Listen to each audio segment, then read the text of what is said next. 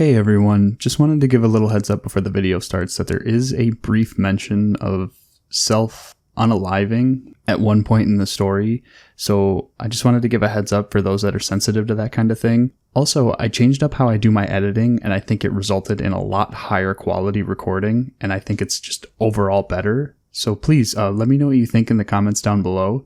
But yeah, without further ado, let's get to the video. Have you ever heard of the Japanese soldiers who didn't surrender along with the rest of their country in 1945 and spent decades hidden away in the belief that World War II raged on? The town I lived in for the early parts of my life gave me a similar experience. As kids in our small town, we all grew up with the same story.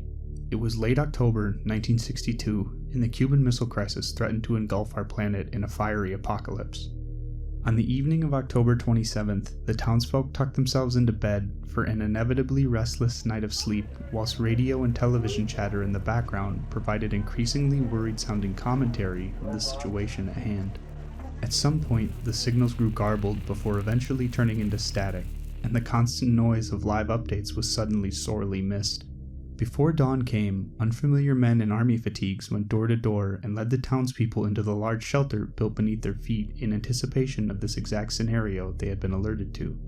Supposedly some people refused, with the explanation that there had been no official communication of an attack or a state of war, and that they would comply if they were allowed to find out for themselves through their long-defunct radio and television sets. Childhood rumor had it that none of these people were seen again. I was born a decade after that night. My first memory is playing catch with myself against a decaying concrete wall in the shelter. It was a pretty big place, bigger than you would expect for a town of our size, and life down there did its best to mimic the lives we all had stolen from us. Those efforts were admirable, but ultimately fruitless. There was a dingy little school for the kids, a community kitchen with massive stockpiles of awful canned food, and large rooms filled with rows upon rows of rusting metal bunk beds. Still though, life in the shelter was awful. I wouldn't wish being trapped underground with hundreds of people for decades on anybody, and the drab existence took its toll on the older townspeople who had once known a life far better than they currently have. There was a room that became notorious for the sheer amount of people who took their own lives in there. They had to get creative with such limited resources, and sometimes it would take days or weeks for someone to die in there. I would know because my father died in that godforsaken room. They found his lifeless body dangling from the ceiling, and little 10-year-old me was left in a state of agony. I didn't talk for months after it happened, and sometimes I still wished it had been me instead of him.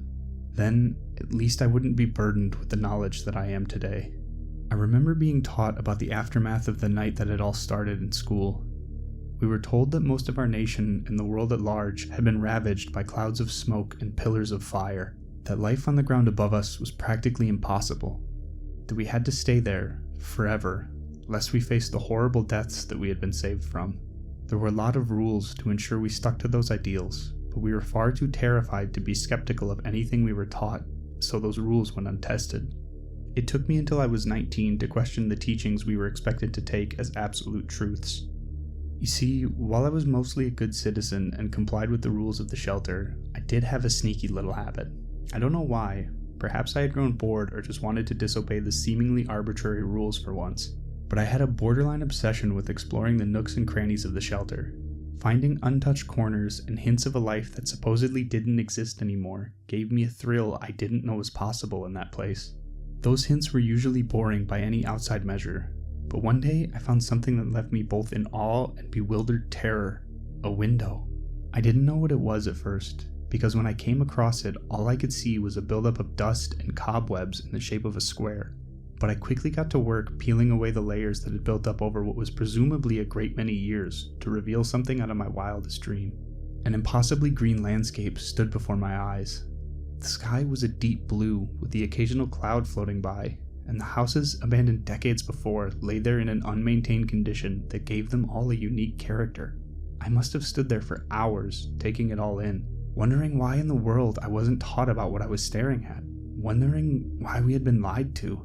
I made my way back to my bunk bed at some point and settled in for a night of restless sleep, of my few unconscious moments being pierced by the supposedly impossible landscape I had seen. It took me weeks to bottle up the courage to go back, because I was terrified that my eyes had somehow deceived me, that I was losing my mind and that I would end up in that room with the same fate my father faced. I couldn't tell anyone, and I didn't tell anyone. They would think I was losing my mind too, and understandably so. Eventually, though, I did go back, armed with a little piece of my bed that I had managed to break off. Do you know what it's like to have a burning desire to step out into a world that you had always been taught would kill you as soon as it got the chance? Because I do.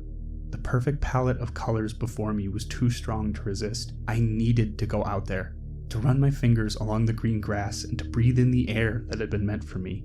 So I did. The window was large enough that after the glass was broken into minuscule pieces, it was easy for me to climb out. I took my first step that wasn't in that shelter and inhaled for as long as I could whilst my lungs filled with cool, wonderful air. I turned my head back towards the window only to find it was gone. Bare concrete lay in front of me, and my way out was no longer my way back in. Despite my confusion, I figured it was some long-forgotten security redundancy. I quickly forgot about that though, as I refocused on the reality of life outside that place. It was real. It was all real. I wasn't losing my mind. Everything I had seen through the window was exactly the same once I had rid myself of its constraints, except one thing. It was out of view from the window, so I hadn't seen it before I climbed out. It pierced the otherwise impossibly pristine landscape around me, an army van. All 4 doors lay open and there was a singular person in the front seat. His head had a bullet hole cleanly through it, and any blood from the incident had long dried up. As I walked closer to the van, I noticed a piece of paper beneath the deceased soldier's dangling foot. To whoever is lucky enough to read this, I'm sorry for what we did to your people, to your families. During the Cold War, the unit I worked for was ordered to implement a psychological experiment.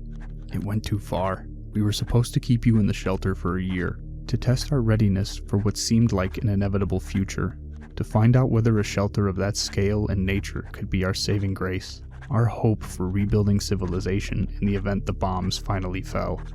It was unethical at best, but I rationalized it with the false comfort of doing a service to our nation. I told myself that perhaps our research would one day keep us all alive, even if it meant mental torment for the people of your town. Well, a year came and left quite a while ago. Slowly, governmental and military interest in this little experiment dried up. On the night that this all began, you were led to believe that the bombs were fast approaching our nation.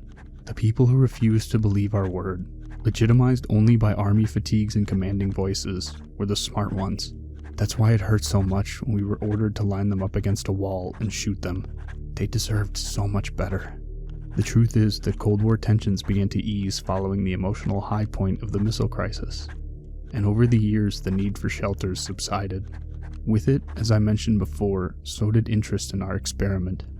Our men filtered out over the course of months and years until I was the only one left.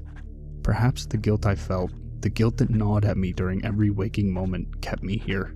I had no purpose, no resources, and no way to get to the people we had condemned to a miserable life years before. Still though, the empty remnants of the town this once was kept a tight grip on me, and I've never been able to leave. I'll never leave here. This is where I deserve to die, where I deserve to pay for the sins I've committed upon the people who were once here. I hope and pray this letter someday finds a citizen of this condemned town, and I hope my confession can bring you some peace. I don't expect you to forgive me, nor do I deserve it, but please know that every moment I remain alive will be spent in an impossibly deep regret. I have one final wish. Please bury my body and this letter as deep as you can dig in the soil of this town.